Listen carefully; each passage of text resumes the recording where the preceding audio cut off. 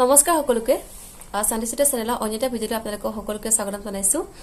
আৰু আজি তাৰিখত অসম পুলিচৰ যোনটো এডভাৰটাইজমেন্ট ওলাইছিলে হেতু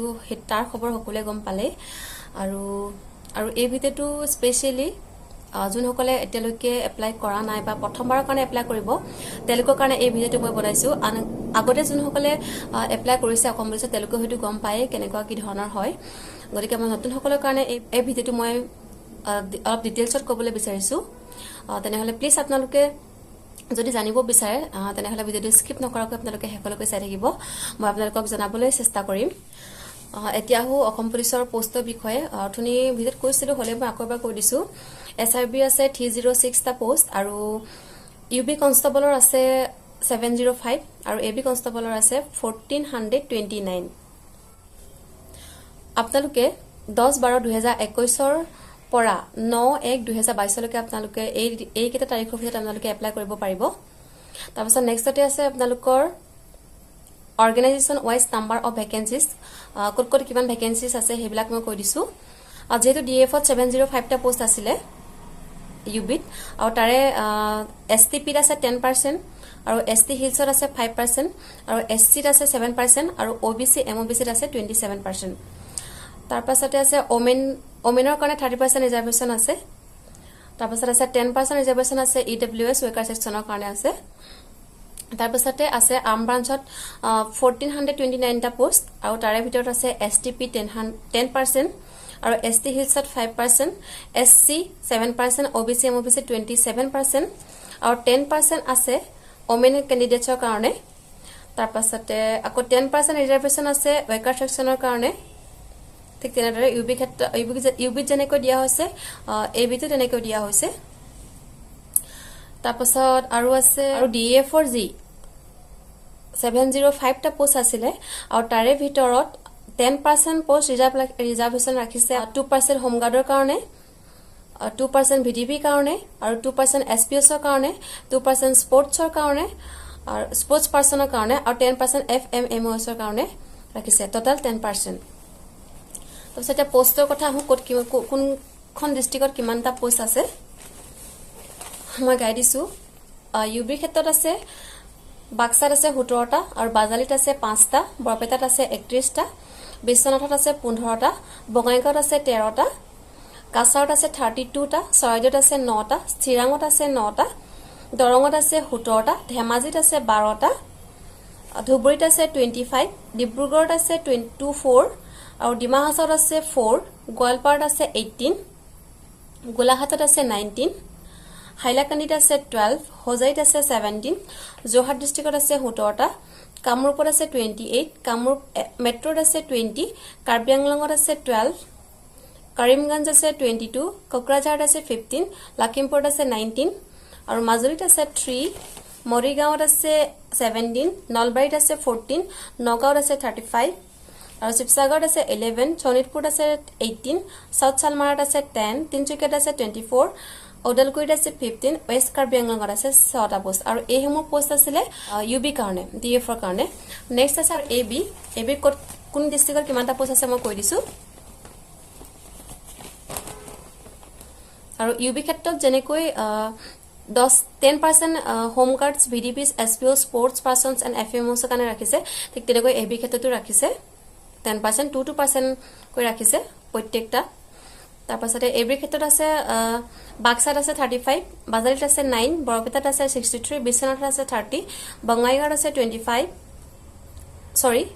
বঙাইগাঁৱত আছে 27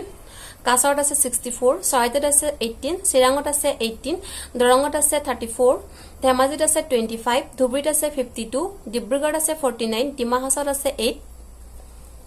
গোৱালপাৰাত আছে 37 গোলাঘাটত আছে 39 হাইলাকান্দিত আছে 24 আৰু হোজাইত আছে 34 যোৰহাটত আছে 34 কামৰূপত আছে 56 কামৰূপ এমত আছে 40 কাৰ্বি আংলঙত আছে 25 কৰিমগঞ্জত আছে 45 কোকৰাঝাৰত আছে 31 তাৰপাছত লখিমপুৰত আছে 39 মাজুলীত আছে 6 মৰিগাঁৱত আছে 35 আৰু নলবাৰীত আছে 29 নগাঁৱত আছে 70 শিৱসাগৰত আছে 22 আৰু শোণিতপুৰত আছে 36 সাউথ চালমাৰাত আছে 21 তিনচুকীয়াত আছে 49 ওদালগুৰিত আছে 31 আৰু ৱেষ্ট কাৰ্বি আংলঙত আছে 11টা পোষ্ট এজৰ কথাটো সবে গম পাই 18 to 25 ইয়াৰ্ছৰ ভিতৰত হ'ব লাগিব এটা ডেট ধৰি দিছে 1 জুলাই অফ 2021 ইয়াত দিয়া আছে born on or before 1/7/2003 and on or after 171996 আৰু এজৰ ক্ষেত্ৰত ৰিলেক্সেশনো দিয়া হৈছে ইয়াতে 5 বছৰ দিছে এসটি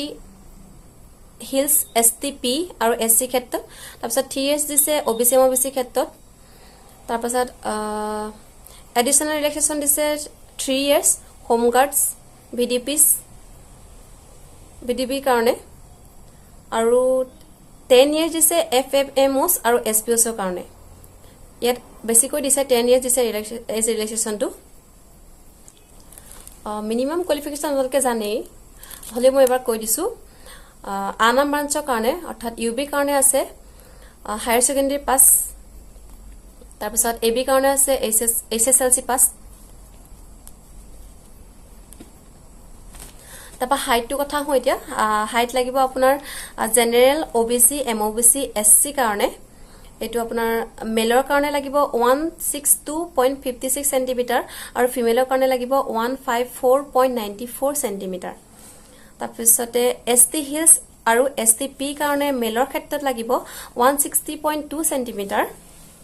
ফিমেলৰ ক্ষেত্ৰত লাগিব 152.40 সেন্টিমিটাৰ আৰু চেষ্টৰ কাৰণে only for men general OBC MOBC SC STP কাৰণে লাগিব 18 সেন্টিমিটাৰ তাৰপিছত এসটি হিলছৰ কাৰণে লাগিব 78 সেন্টিমিটাৰ ঠিক আছে আৰু আপোনালোকে অনলাইন কৰিব কাৰণে এটা ওয়েবসাইট দি দিছে www.slprbassam.in ত গৈ আপোনালোকে এপ্লাই কৰিব পাৰে আপোনালোকে ভ্যালিড মোবাইল নাম্বাৰ দিব এতিয়া ডকুমেন্টস আপোনালোকে এপ্লাই কৰতে ডকুমেন্টস কি লাগিব তাৰ বিষয়ে অলপ কৈ দিছো আপোনালোকক আপোনালোকে পাস সাৰ্টিফিকেট লাগিব এন্ড মাৰ্কশিট লাগিব এইচএসএলসি আৰু এসএসএলসি এক্সামিনেশনৰ পাস সাৰ্টিফিকেট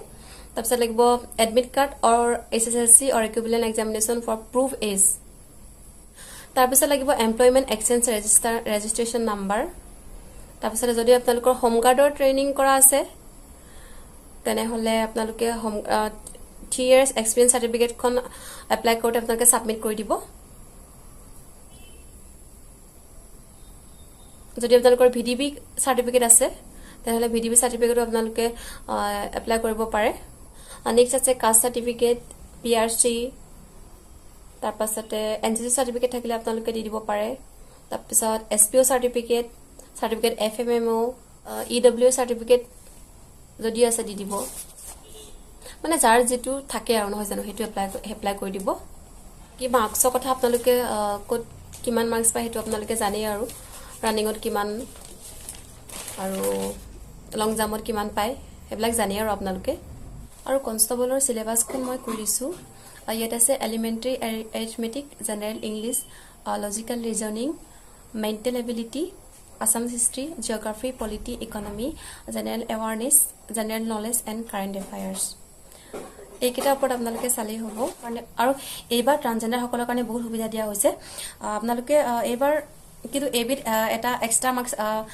প্লাস কৰিছে হেতু হৈছে সিনাপ আপোনালোকে মিনিমাম 4 টাইমছ